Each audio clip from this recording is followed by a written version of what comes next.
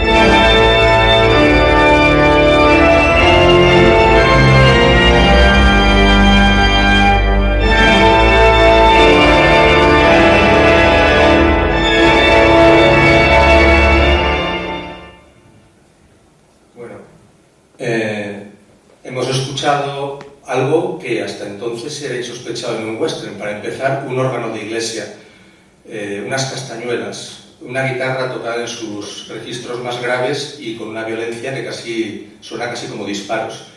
No tiene nada que ver con lo que se había escuchado en las películas del oeste hasta entonces. Por supuesto, al escuchar esto en el disco y ya no en la película, la sensación que experimenté fue pues totalmente arrebatadora, porque me di cuenta de la música en sí misma, el valor que tenía expresivo, incluso separado de las imágenes. Luego veremos una escena en la que suena este tema y veremos la gran inteligencia con la que Morricone aplicó estas ideas, en principio tan disparatadas como es la utilización de un órgano de iglesia o esos acordes tan violentos con la guitarra, la inteligencia con que está utilizado dentro de la propia película. Pero bueno, antes de centrarnos en eso y sabiendo ya cuál fue mi primer contacto con la música de Morricone, pues vamos a empezar a hablar de Morricone persona y su relación con Sergio Leone. Morricone es un compositor que bueno, ha acumulado a lo largo de todos estos años de trabajo, ha acumulado tal nivel de prestigio y de calidad que casi se le considera un músico de cine autor, lo cual pues no es algo muy frecuente, porque se considera que los músicos de cine normalmente están al servicio de la película o al servicio del director, y rara vez se les da la importancia que tienen fuera de las imágenes con las que ilustran su música. Sin embargo, Morricone pues sí que ha conseguido trascender eso, y además es un compositor modélico a la hora de entender lo que es el binomio entre compositor y director. Morricone y Leone, que tenemos ahí en la imagen, son una pareja, digamos, perfecta a la hora de unir sus fuerzas y conseguir el mayor efecto dramático o efecto expresivo en sus películas. Hay otras parejas de compositor y director que son reconocidas. En Italia, sin ir más lejos, tenemos a Nino Rota y Federico Fellini, o bueno, Hitchcock y Herman. Y bueno, Morricone y Leone yo creo que son una de las parejas más significativas dentro de estos binomios que nos podemos encontrar. Pero además, Morricone es un caso peculiar, porque no solamente hizo un binomio perfecto con Leone, sino que también lo hizo con otros directores de cine. Por lo tanto, pues es un músico que, sin abandonar nunca su autoría o su sello personal, ha sabido formar unos binomios excepcionales con directores del signo más diverso. Directores de tipo de cine popular, como pudiera ser Leone o Sergio Sollima o algún otro director que hizo westerns, pero también con directores más especializados en un tipo de cine político, como pudiera ser Gio Pontecorvo o bueno, otro tipo de cineastas, principalmente italianos. Y luego incluso también en Estados Unidos, en Hollywood, también ha creado vínculos bastante fuertes con algunos cineastas, como pudiera ser Brian De Palma, con quien hizo Los Intocables, y vaya, se me acaba de olvidar la otra que hizo con Brian De Palma. Eso es, Casualties of War, que era Corazones de Hierro. Bueno, y con otros cineastas que también, al final, tenemos un compositor-autor.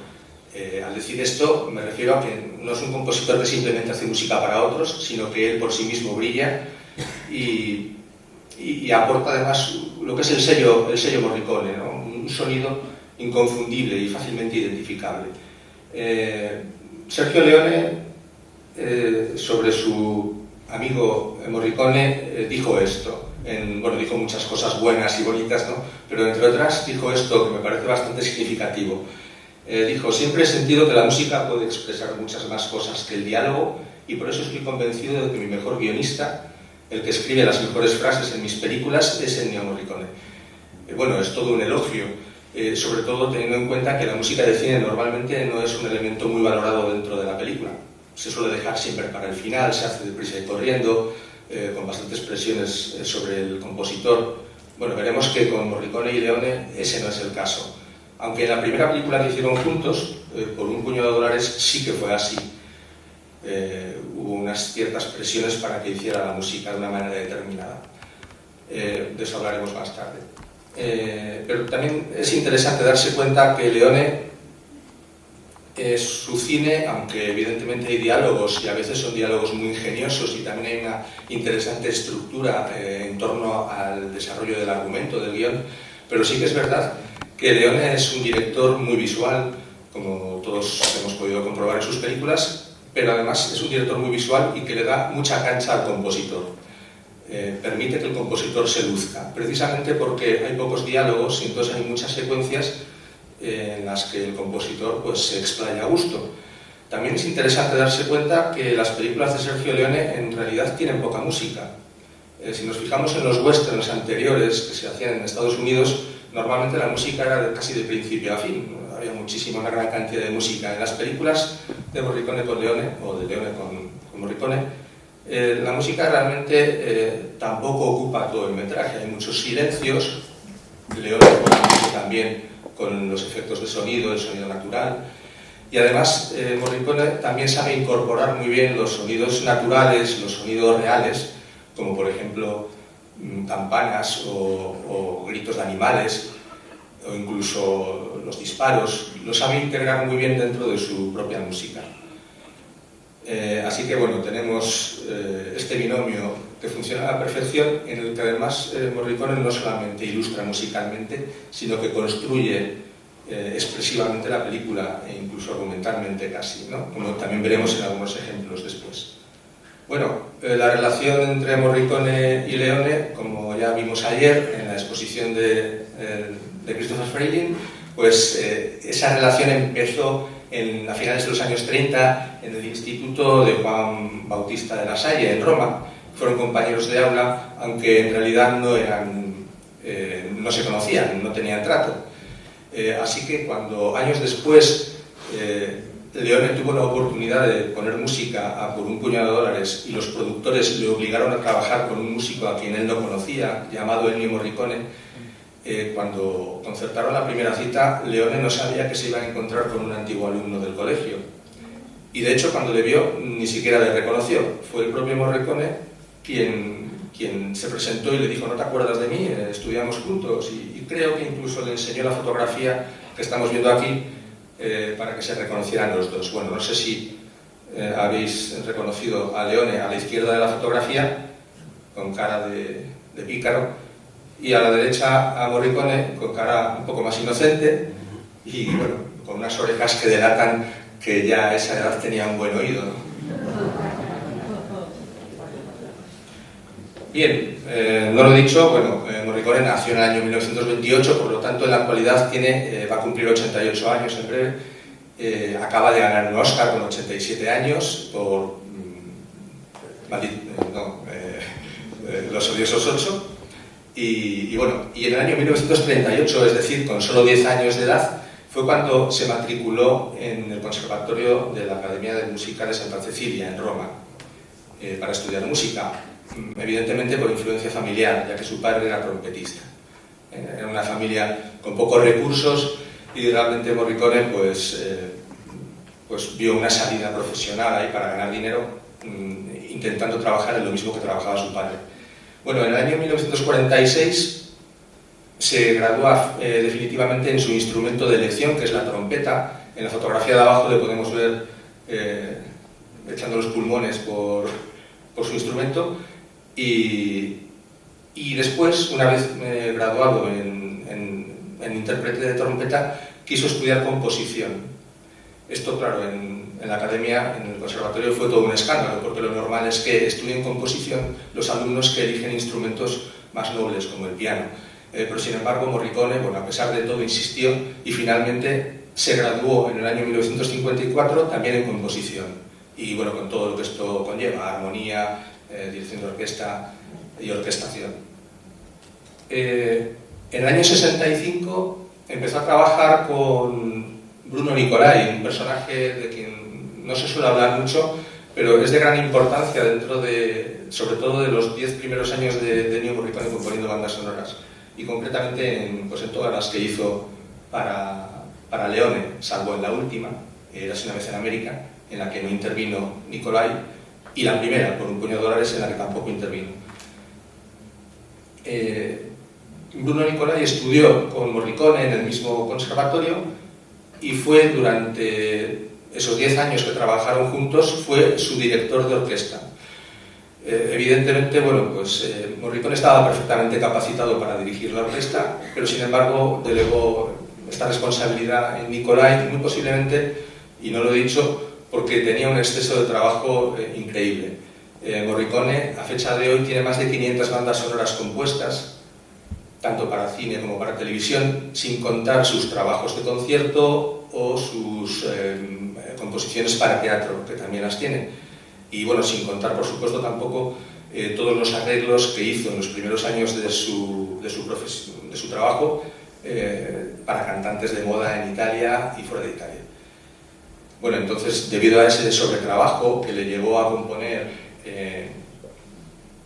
pues del orden de 20 bandas sonoras al año, lo cual incluso algún año más, algunos otros años menos, pero uno se pone a pensarlo y es una verdadera burrada, porque eso quiere decir casi 2 bandas sonoras al mes, componerlas, grabarlas, en fin, un ritmo de trabajo que ningún otro compositor ha tenido en la historia del cine.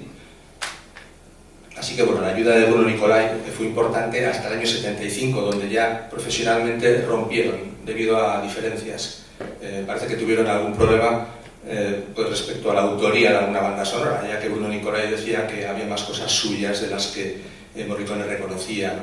Pero bueno, aparte de este problemilla, pues los dos nos han ofrecido algunas de las mejores bandas sonoras del cine italiano de la historia.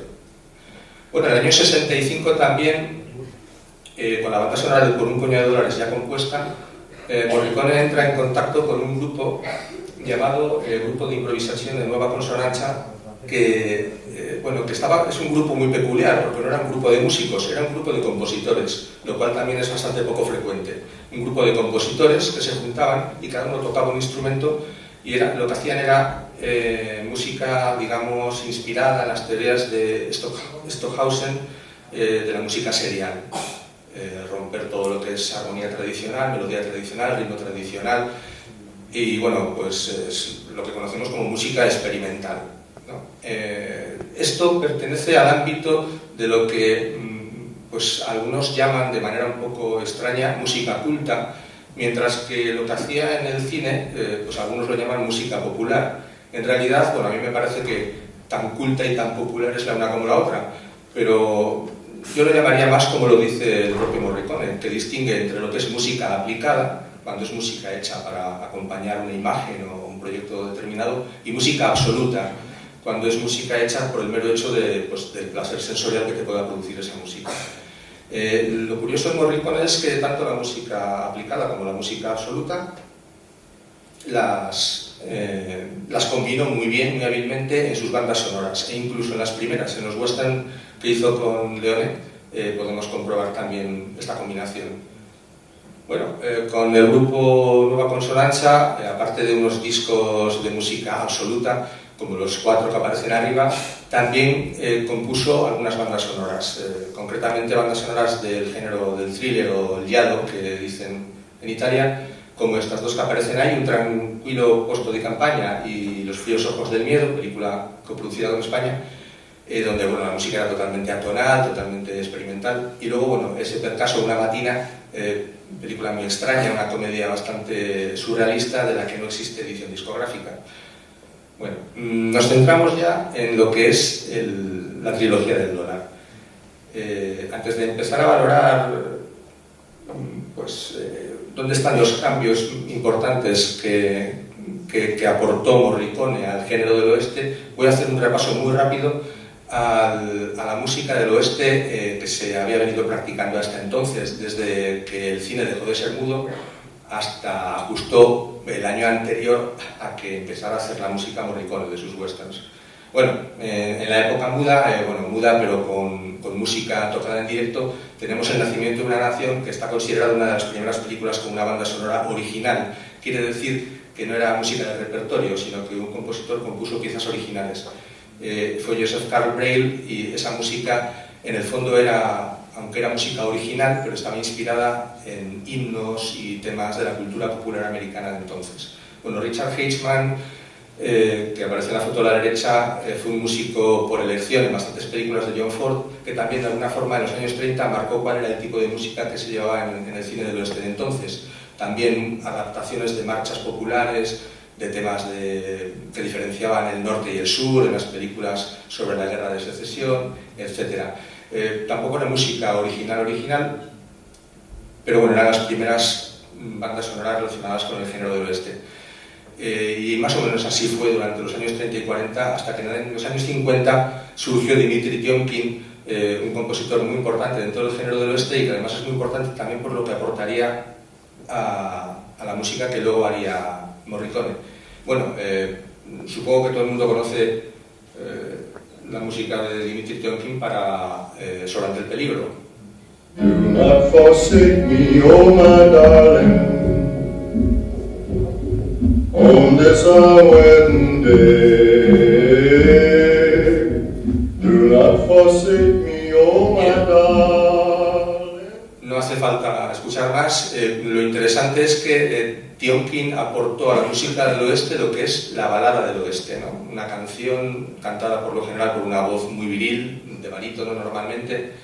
Bueno, que en este caso la cantó Tess Ritter, un cantante country, y que bueno, pues esto está muy relacionado después con cómo llegó a la música del western Ennio Morricone, porque precisamente llegó a partir de hacer arreglos de baladas de este tipo para algunos cantantes, como veremos luego. Bueno, siguiendo en los años 50, dominados por la técnica de Tiomkin, que bueno, aparte de las baladas, lo que es la música, la partitura original era pues, de orquestaciones bastante densas, bastante dramáticas, con una orquesta sinfónica al pleno. Bueno, pues en el año 57, con la película Duelo de Titanes, ahondó todavía mucho más en el tema de la balada del oeste y la película fue punteándola con trozos de una balada, la balada de Moonfight a Toque y Corral, ¿no? Que va contando la historia de la película. Bueno, podemos, por si queremos recordar cómo era esa canción.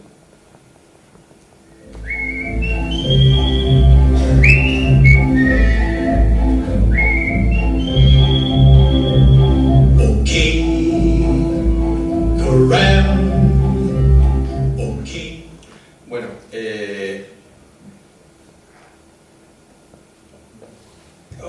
otro elemento que introduce Tiomkin interesante en esta canción es el silbido, que veremos que más adelante también es de vital importancia en la música que hace Morricone. Bueno, paso rápidamente a algunos otros compositores que trabajaron en los westerns de la época, como Victor Young o George Dunning, que eran compositores de estudio, que Victor Young trabajaba para Paramount, George Dunning para Columbia, y bueno, pues más o menos eran compositores que provenían del mundo de la canción y por lo tanto hacían bandas sonoras muy melódicas y bueno, pues normalmente con cierto toque cogían melodías folk de la era del oeste y las orquestaban para que resultaran sinfónicas y con eso hacían las bandas sonoras de sus películas.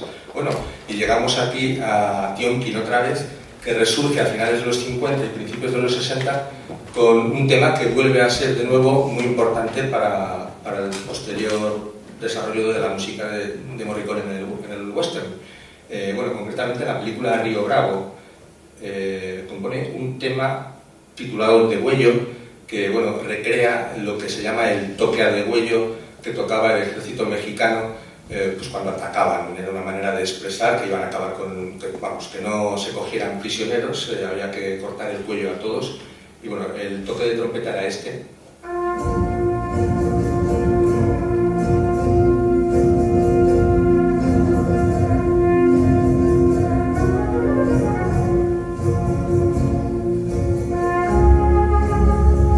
Bueno, nos puede ir recordando a algo de Por un puñado de dólares.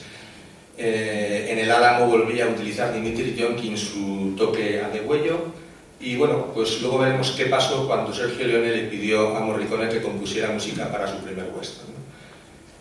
Bueno, siguiendo con la música que se hacía del oeste y aparte de Tiomkin, la influencia de Aaron Copland o Charles Ives, que fueron compositores de música clásica, de música de concierto, pero que son los primeros compositores considerados genuinamente americanos y que lo que hicieron fue coger lo que era el lenguaje de la música folclórica americana del siglo XIX y convertirla en piezas de concierto. Bueno, siguiendo un poco esa tradición, surgieron compositores como Jerome Moroz, que aparece en la foto de abajo, y bueno, pues que creó el sonido del gran western, que sería el sonido con el que acabaría la década de los 50 y empezaría la de los 60.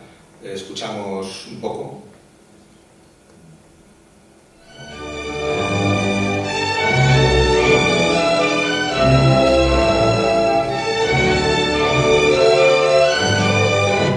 Y bueno, y ya entrada la década de los 60, aparte del Álamo y Tiomkin, pues apareció lo que sería ya la música definitiva del género del oeste a partir de los 60 y en adelante, e incluso hasta la actualidad, si nos atenemos a lo que es el cine de Hollywood, con la famosa música del anuncio de Marlboro, ¿no?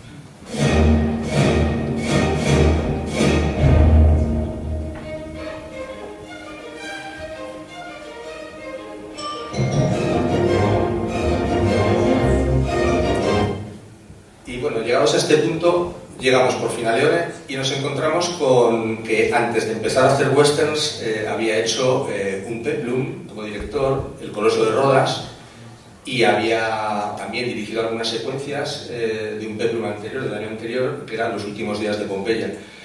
Y bueno, la música de estos peplums la hizo Angelo Francesco Lavagnino, alguien que había hecho muy pocos westerns. En realidad westerns había hecho uno o dos en la época a principios de los años 60, bueno, o finales de los 50, pero de carácter, digamos, paródico, humorístico, e incluso una mezcla de peplum y western, que era El zorro y el...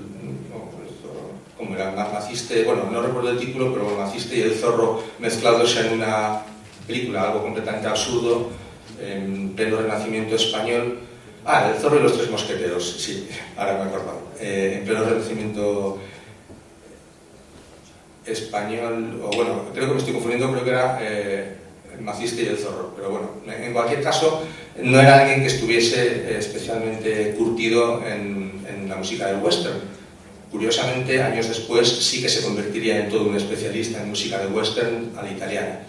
Bueno, pero en este caso, Leone, cuando le surgió la posibilidad de dirigir su primer western, rápidamente pensó en Lavagnino, porque le había gustado trabajar con él en estos peplums, pero los productores de la PEA, Grimaldi y el otro productor, que no recuerdo su nombre, Papi. Giorgio Papi. Eso, Giorgio Papi, gracias.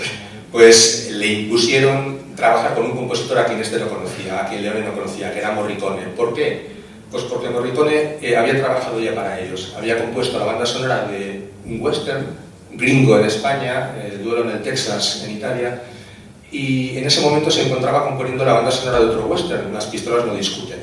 Bueno, vamos a ver cómo era la música que hizo Morricone en el año 63 para Gringo.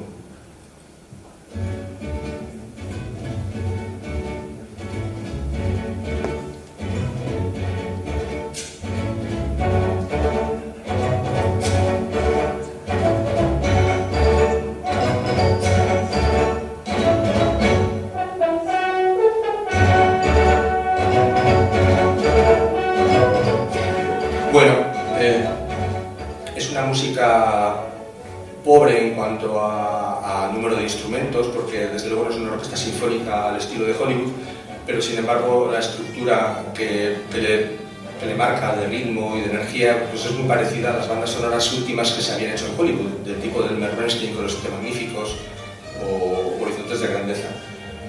Pero esto no era lo que Leone esperaba. En ese momento se encontraba Morricone haciendo Las pistolas no discuten, y cuando Leone fue a ver a Morricone para decirle qué tipo de música le iba a hacer a su primer western, a Por un puñado de dólares, pues Morricone le interpretó o le puso una grabación del siguiente tema.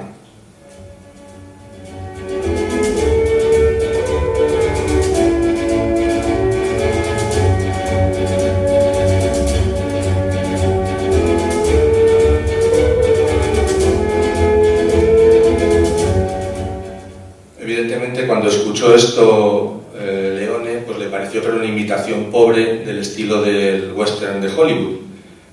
Y por por lo tanto le dijo a Morricone que difícilmente iban a poder trabajar juntos porque no era lo que él estaba buscando. Morricone se comprometió, seguramente porque quería trabajar, se comprometió a hacer algo completamente nuevo, completamente diferente, y entonces empezó a pensar qué podía hacer, qué podía ofrecer a Leone para que ese primer western suyo fuese diferente a todo lo que habían visto y oído hasta entonces. Bueno, y dándole vueltas en la cabeza, se me ha olvidado de decir, creo que lo he dicho antes, que Leone sugirió a Morricone que utilizara el famoso degüello de Dimitri Tiomkin de Río Bravo, pensando que era un tema del folclore mexicano. Cuando Morricone investigó se dio cuenta de que no, que era un tema original de Tiomkin y entonces no lo podían utilizar. Por lo tanto, pensó hacer una versión o una interpretación de un tema del degüello. Y entonces recordó una canción de cuna que había compuesto en el año 60 para una obra de teatro. La canción de cuna, Nina Nana, os voy a poner un trozo, y es lo que Morricone utilizó como tema principal, después arreglado, por un puñado de dólares. Bueno, esto es una versión con sintetizadores de lo que era el tema de esa obra de teatro.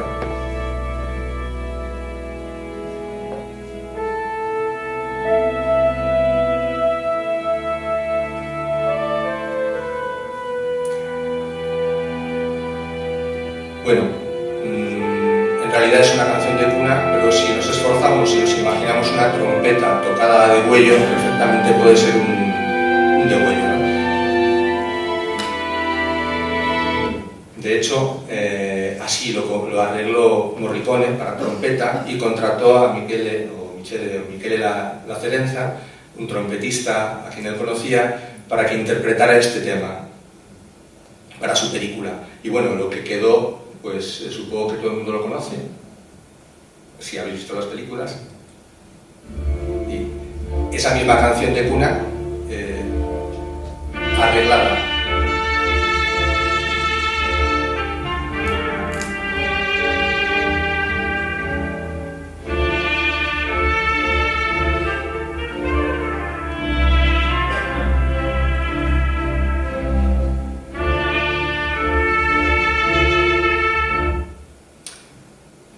Ya tenía resuelto un tema para la película, el tema que le había pedido Leone, el tema de Huello, pero todavía tenía que componer algún otro tipo de música un poco más dinámica, un poco más agresiva, que fuese un poco más con el espíritu de la violencia propia de los westerns, porque este tema de Huello, bueno, pues es un tema que implica cierta violencia más que nada por el dramatismo que conlleva, pero en realidad pues no es un tema, digamos, de acción.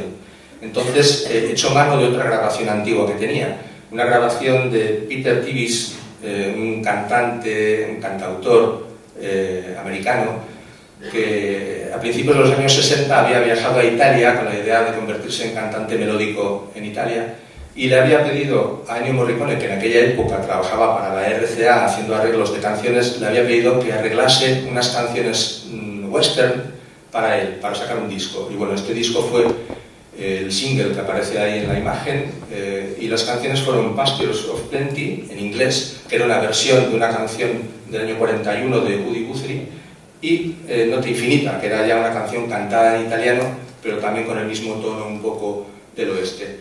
Como veo que me estoy alargando en exceso, pues voy a saltarme algunos ejemplos, pero podemos escuchar la versión que arregló Ennio Morricone para Peter Tivis en el año 62. Si conocéis la música de Por un puñado de dólares, os va a resultar familiar. It's a mighty hard road that these poor hands have hoed. Travel the hot, dusty road.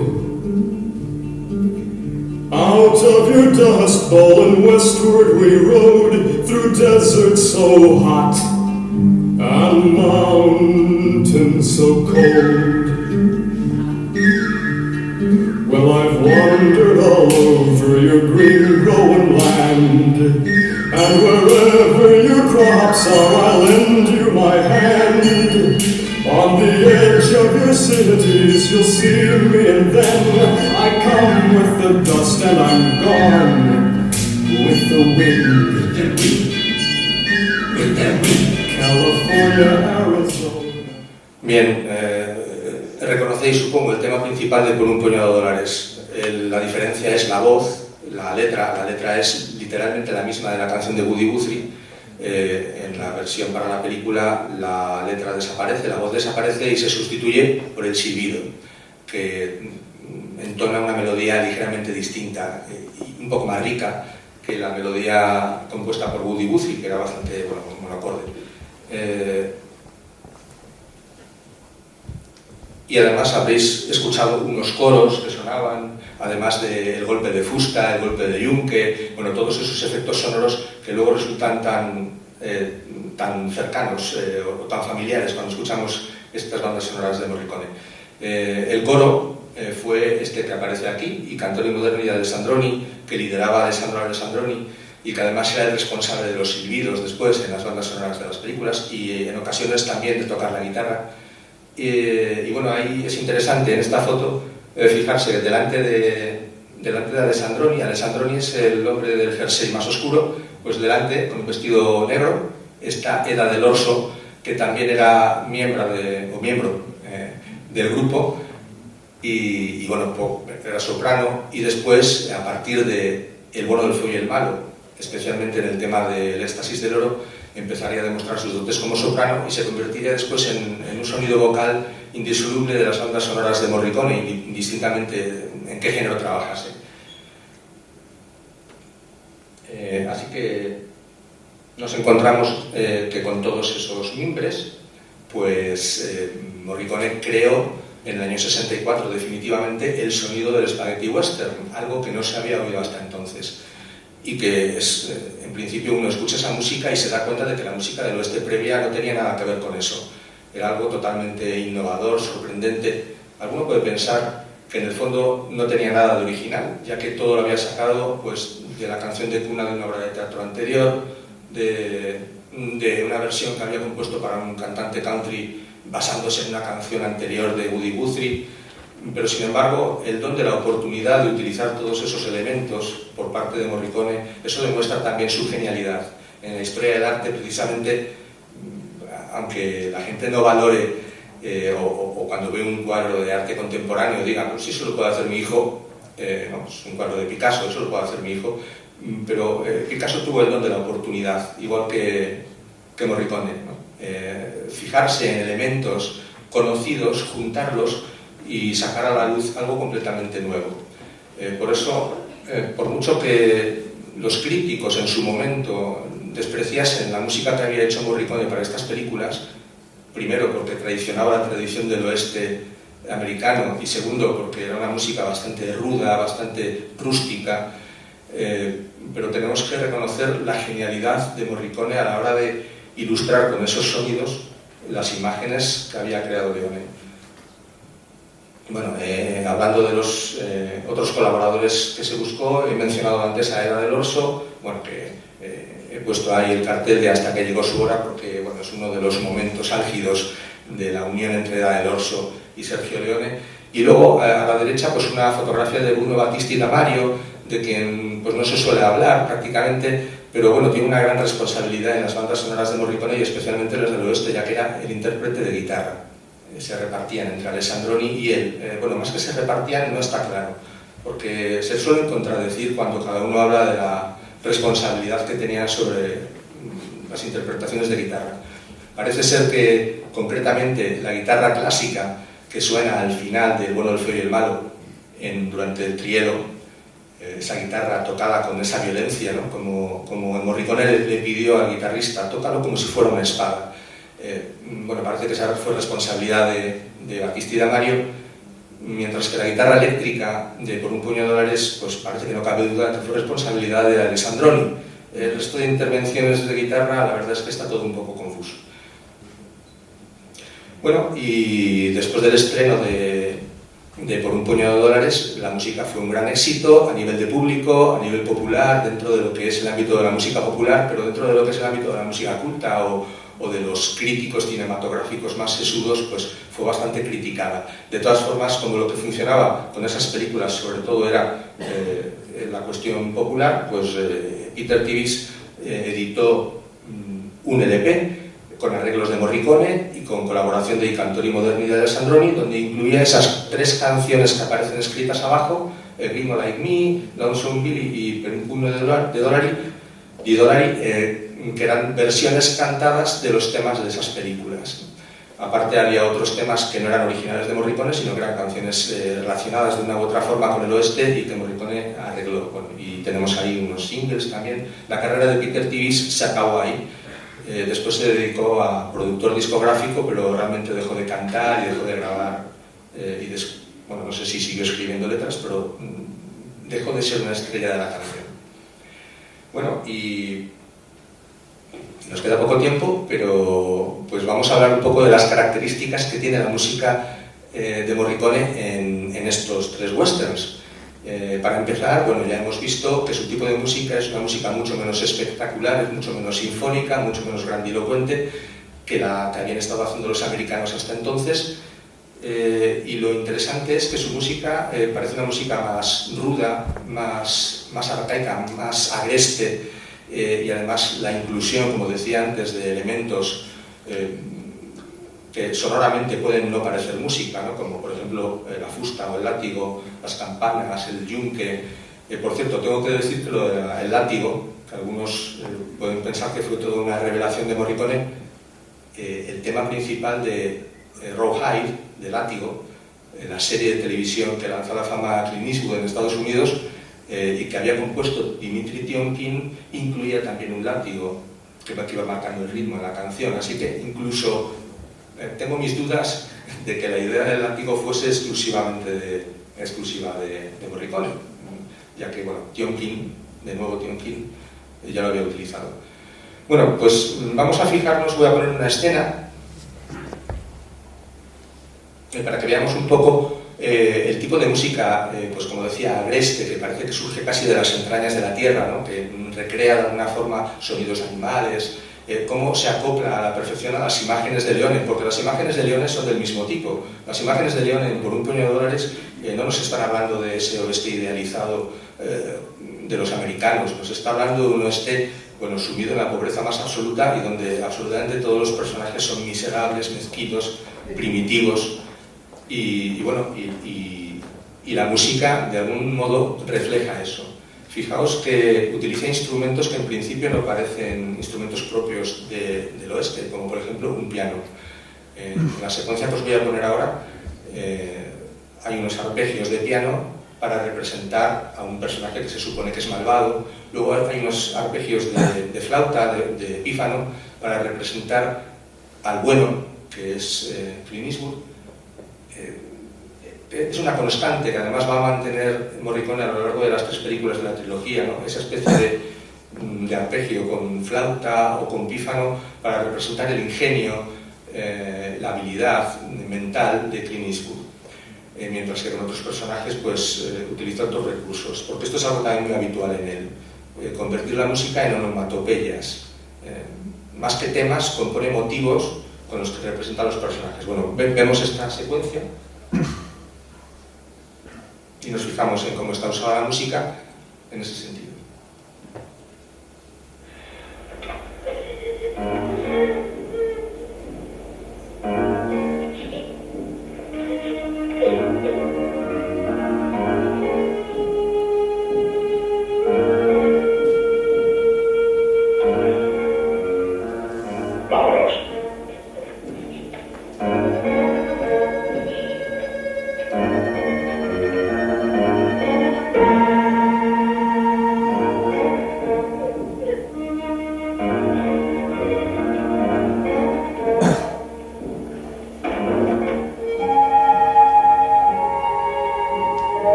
Una campana y cómo Morricone a partir de esa campana también continúa incluyéndolo en su banda sonora.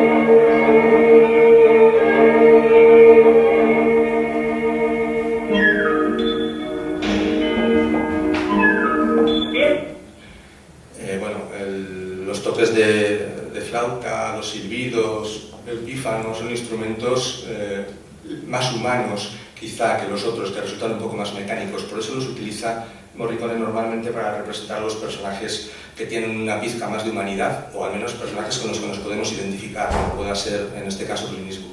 Y como decía, bueno, pues es una constante que se ve a lo largo de toda la trilogía, representar a Clint Eastwood siempre con esos toques de o bien silbidos o bien flautas, flauquines. Bueno, pues entonces voy a pasar directamente a otro ejemplo de La muerte tenía un precio y luego a uno de Bueno, el feo y el malo, y así ya terminamos.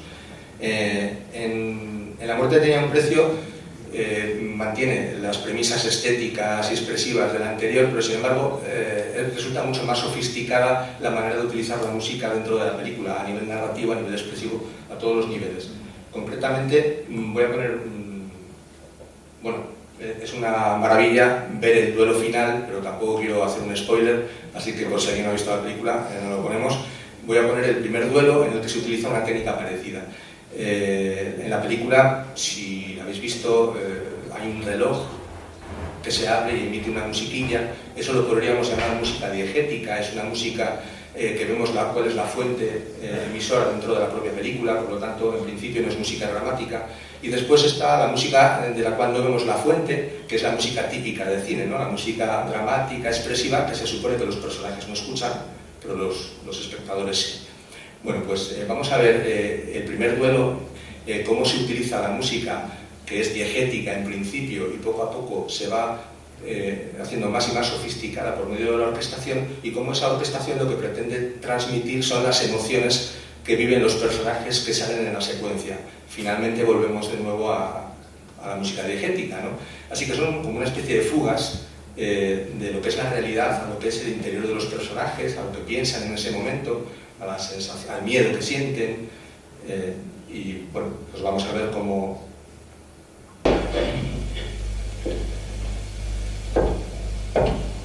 Cuando acabe la música, dispara. Si eres capaz.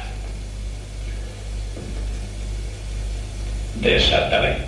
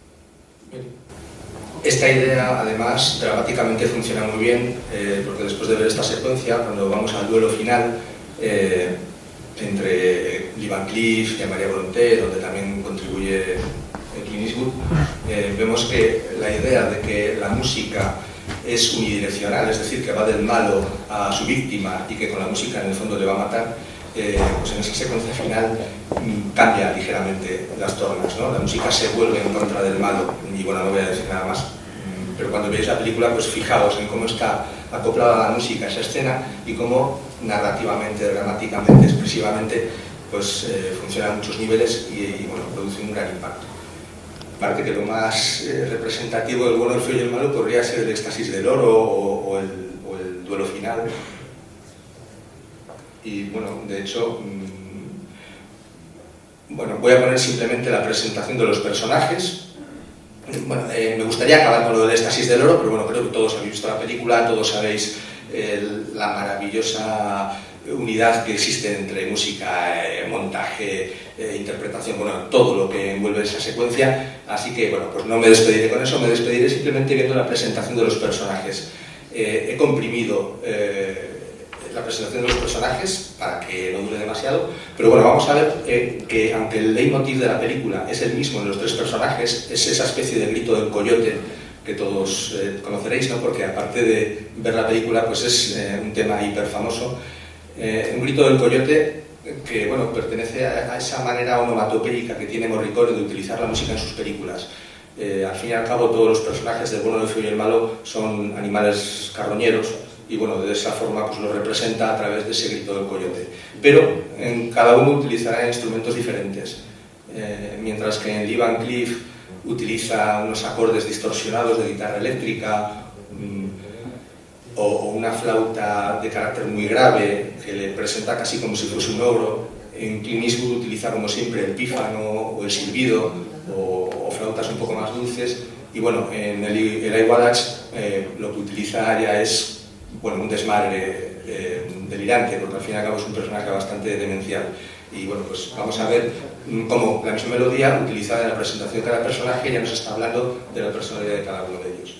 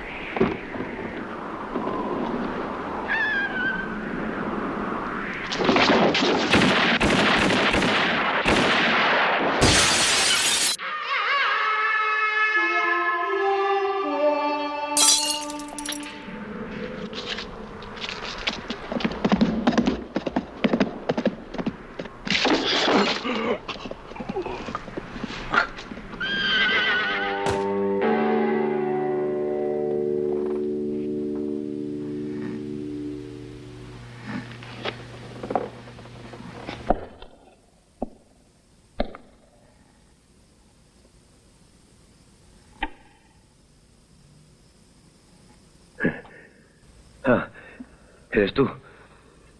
¿Ha hablado? Demasiado. Ha dicho cosas que te interesan a ti y otras que me interesan a mí. Sigue. El nombre que utiliza ahora Jackson es Bill Carson. Esto para ti. ¿Qué más? Después ha hablado de cierta caja que ha desaparecido y que estaba llena de dólares. Esto me interesa a mí. Es todo. ¿No te parece suficiente? Pero no te preocupes. Ya no volverá a hablar con nadie. Bien. Ten. Cuéntalos. Son tus $500. $500. Se me olvidaba. Él me ha dado 1000. Figúrate, quería que te matara.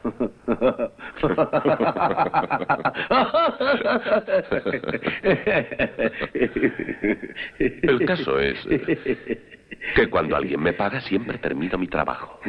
Tú deberías saberlo. ¡No! ¡Sentencia, no! ¡Sentencia!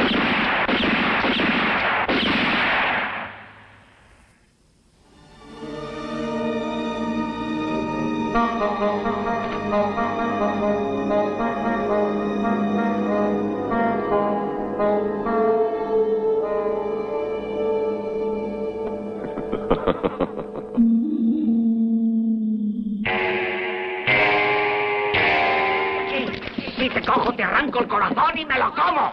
Te despellejo vivo. Te ahorco con tus mismas tripas. Te mataré esos. Te mataré. Qué ingrato, después de las veces que te he salvado la vida.